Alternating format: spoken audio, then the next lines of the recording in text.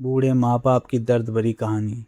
एक छोटे से गांव में रामदास और उनकी पत्नी सरस्वती रहते थे। उनका एक ही बेटा था, मोहन। रामदास दिन रात खेतों में मेहनत करते थे और सरस्वती लोगों के घरों में काम करके घर चलाने में मदद करती थी। दोनों का सपना था कि उनका बेटा पढ़ लिख कर बड़ा आदमी बने और अच्छी ज़िंदगी जिए। गरीबी बहुत थी, लेकिन उन्होंने कभी मोहन की पढ़ाई में कमी नहीं आने दी। कई बार रामदास खुद भूखे सो जाते, लेकिन बेटे के लिए किताबें और स्कूल की फीस का इंतजाम कर लेते।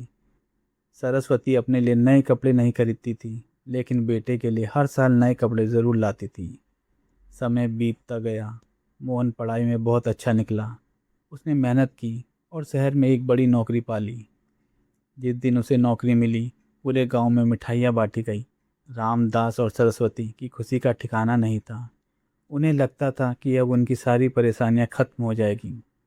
कुछ साल बाद मोहन ने शहर में घर खरीद लिया और उसकी शादी भी हो गई। शुरुआत में वह अपने माँ बाप को फ़ोन करता था, उनकी खबर लेता था, लेकिन धीरे धीरे वह अपनी नई ज़िंदगी में इतना व्यस्त हो गया कि गांव की यादें पीछे छूटने लगीं। अब फ़ोन कभी कभार ही आता था। एक दिन सरस्वती की तबीयत बहुत ख़राब हो गई। रामदास ने बेटे को फ़ोन किया। बेटा, तुम्हारी माँ बहुत बीमार है, अगर हो सके तो एक बार आ जाओ। मोहन ने कहा, पिताजी अभी ऑफिस में हूँ, बहुत काम है, अगले महीने ज़रूर आऊँगा। रामदास ने भारी मन से फ़ोन रख दिया। सरस्वती रोज़ दरवाजे की ओर देखती रहती थी। वह कहती, मोहन आएगा ना? रामदास मुस्कुरा कर कहते, हाँ आएगा। लेकिन अंदर ही अंदर वह जानते थे कि शायद बेटा अब बहुत बदल चुका है। दिन बीतते गए। एक रात सरस्वती की हालत अचानक बहुत बिगड़ गई। उन्होंने अपने बेटे की बचपन की तस्वीर सीने से लगाई और रोते हुए कहा, हे भगवान, मरने से पहले एक बार मेरे बेटे को दिखा दो। लेकिन उनकी ये इच्छा पूरी नहीं हो सकी। कुछ ही देर बाद उन्होंने हमेशा के लिए आंखें बंद कर ली। रामदास की दुनिया उजड़ गई। उन्होंने बेटे को खबर दी। मोहन अगले दिन गांव पहुंचा, लेकिन तब तक बहुत देर हो चुकी थी। माँ की चिता जल चुकी थी। मोहन फूट फूट कर रोने लगा। उसे पहली बार एहसास हुआ कि उसने क्या खो दिया। कुछ दिन बाद वह शहर लौट गया।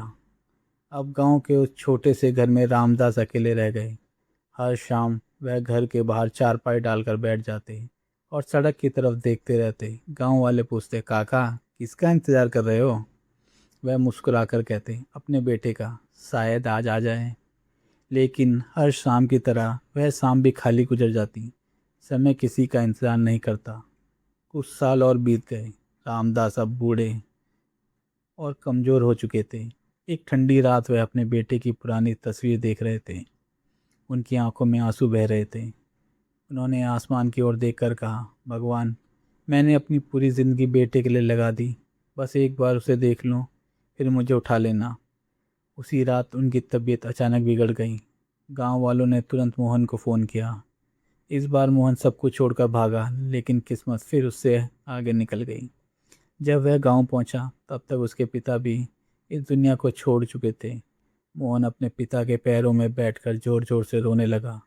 उसे याद आने लगा कि कैसे उसके पिता तपती धूप में काम करते थे, कैसे उसकी माँ रात भर जागकर उसके लिए कपड़े सिलती थी, कैसे उन्होंने अपनी हर खुशी उसकी खुशी के लिए कुर्बान कर दी। आज उसके पास बड़ा घर था, अच्छी नौकरी थी, पैसा था, लेकिन माँ बाप नहीं थे। वह दोनों की कब्र के पास बैठा और रोते हुए बोला, माँ, पिताजी, मुझे माफ़ कर दीजिए। मैं आपकी कीमत समझ नहीं पाया। हवा चल रही थी, लेकिन जवाब में सिर्फ खामोशी थी। उस दिन मोह को समझ आया कि दुनिया में सबसे कीमती रिश्ता माँ बाप का होता है। पैसा, शोहरत और सफलता दोबारा मिल सकती है, लेकिन माँ बाप नहीं। उसने प्रण लिया कि वह लोगों को हमेशा माता पिता की सेवा करने का संदेश देगा, ताकि कोई और उसकी तरह ज़िंदगी भर पछताने को मजबूर ना हो। इससे यह सीख मिलती है, माँ बाप भगवान का सबसे बड़ा उपहार है। जब तक वह हमारे साथ है, उनकी इज्जत करें, उनका सम्मान करें और उन्हें समय दें, क्योंकि उनके जाने के बाद सिर्फ यादें और पछतावा ही रह जाता है। दोस्तों, please like, share and subscribe. We need your support.